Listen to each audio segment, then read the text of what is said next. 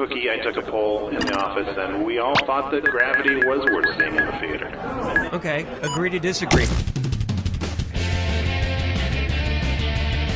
Hi, I'm Cookie Masterson, and that was the parrot I bought that has the same exact voice as me.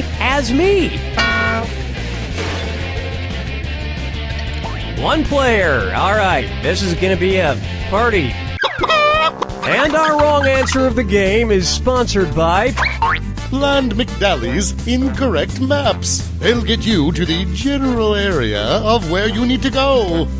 Pick the wrong answer associated with our sponsor to win a fabulous prize and big cash.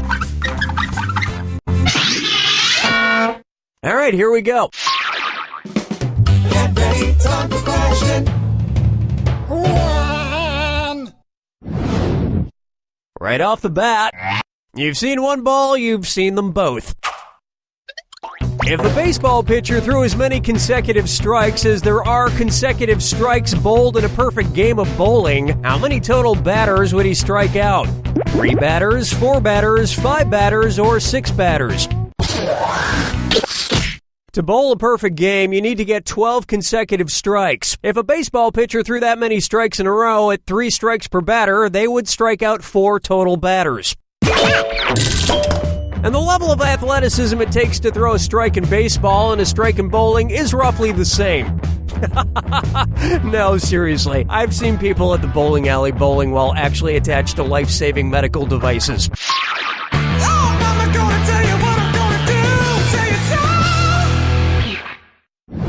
so. Here we have a quarter till turkey lurkey time. Speaking of bowling, I recently bowled 3 strikes in a row, and the bowling alley gave me an actual baby turkey.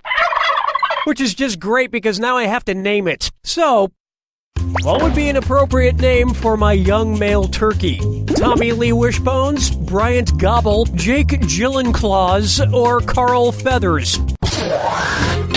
An adult male turkey is called a Tom, but a young male turkey is called a Jake. Now I just need to get a second turkey to be his sister Maggie Gillenclaws. She'll have some moderate success as a turkey, but Jake will be a much bigger turkey star. Dance with me, Disco 3. Here's a good one. The dog goes bow chicka bow wow, and it's a DisOrDat. I'm going to read off 7 titles, and for each one I want you to tell me if it's a section in Alfred Kinsey's Sexual Behavior in the Human Male, or a section in Sandy Blackburn's The Everything Dog Grooming Book. If it's about sex, press the left arrow. If it's about dog grooming, press the right arrow. Okay, we're off. Techniques in petting. Start 'em young. Animal contact. Smooth trends. Now where did I put that? Careless.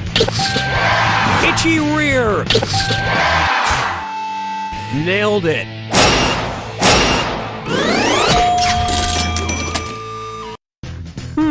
It looks like they both have a chapter titled Fluffing.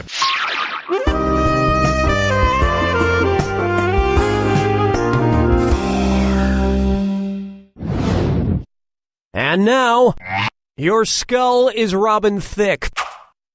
So, you know that Robin Thicke song, Blurred Lines? Makes me wonder if he has bad vision. What might an optometrist say if seeing blurred lines meant that Robin Thicke has 20/40 vision? Your vision is 20% worse than 20/20. Your vision is 50% worse than 20/20. Your vision is 100% worse than 20/20. Or your vision is 200% worse than 20/20. Having 20/40 vision means something at 20 feet looks like it would if it were 40 feet from someone with 20/20 vision. So it's half as good.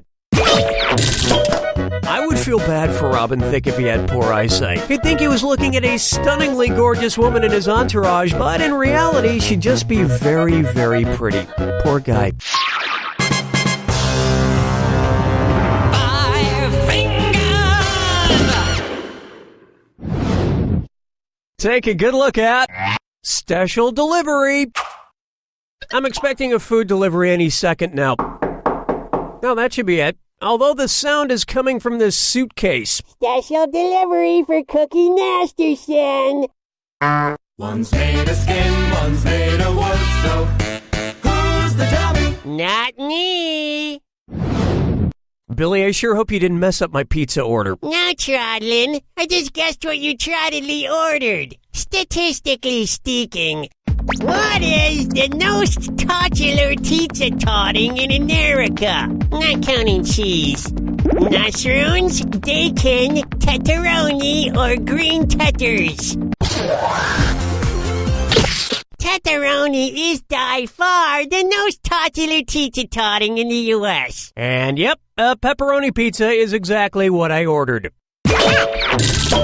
Thanks for your business, sir, and I'd appreciate a sizable tit. What? A tit! You should give me a big tit. I don't... Oh, tip! Tip, a big tip. Boy, they got the title Who's the Dunny exactly right. That's all we got for round one. And surprisingly, you're doing pretty well. Don't forget, all the questions in round two are worth double. And lest you forget, big cash prizes can be yours if you find the wrong answer of the game. Okay, how about it?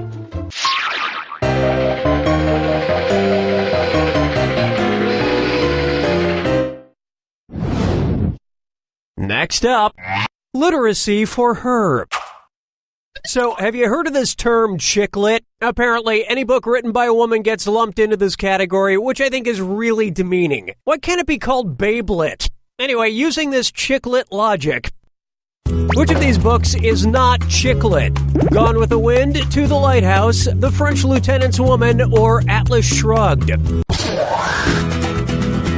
Correct answer, show yourself.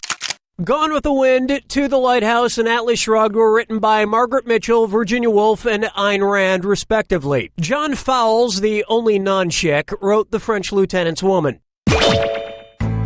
John Fowles' work belongs in the great genre of prose known as lit.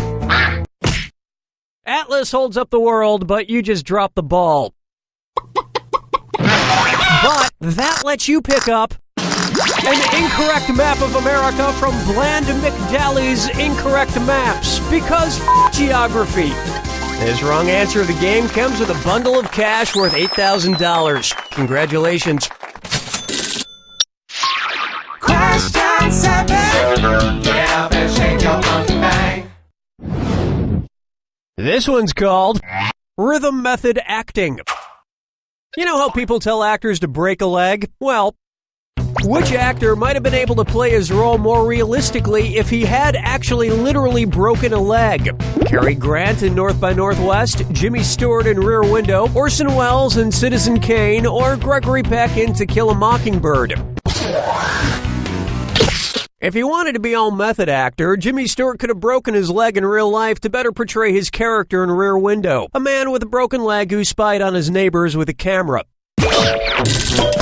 So, if you have a broken leg and you spy on your neighbors, it's considered a classic movie. But if your leg isn't broken, you're some kind of pervert. Whatever. Follow me down to the sea. I call this one cramming for my rectal exam. If I get my prostate exam in the prostrate position, what would my doctor say? Get on your side and spread those cheeks. Back on the ground and spread those cheeks. Stand up and spread those cheeks. Or stomach on the ground and spread those cheeks. Prostrate is a position where you're lying flat on the ground with your face downward. That seems really uncomfortable, but I don't know why exactly. I can't quite put my finger in it.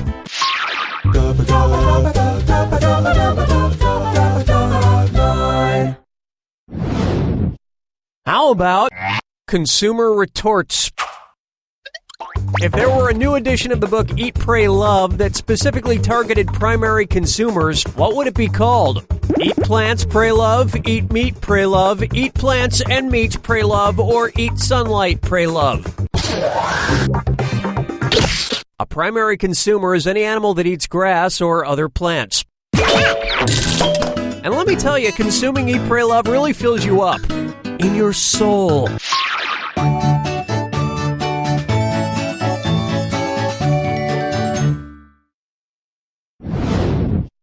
Here's one for you. Auto-tuning. If Jay-Z is in an Ottoman Empire state of mind, what might he be thinking about? Cruising down the street with the Mongols, sipping life casually with the Huns, sitting courtside with the Aztecs, or saying what's up to the Turks? The Ottoman Empire was established by the Turks in the 13th century and existed for over 600 years. And with Jay-Z on his Ottoman throne, he'd still have 99 problems, but a place to rest his feet ain't one.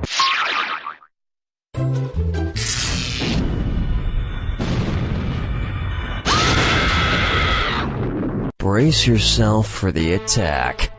When you see two clues that match, press the space bar. $2,000 if you're right.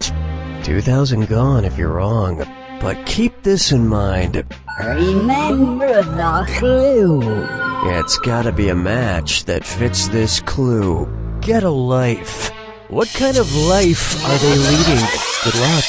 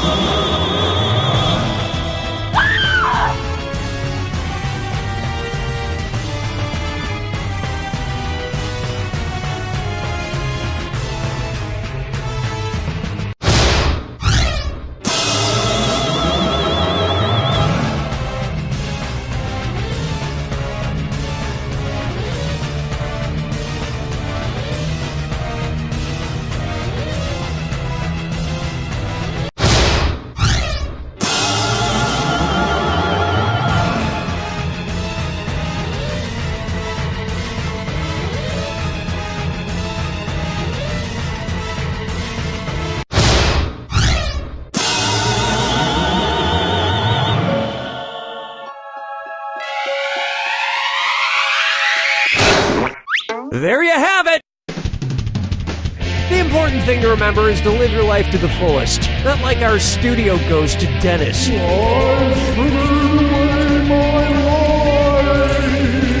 Hey, nobody likes a whiner, Dennis.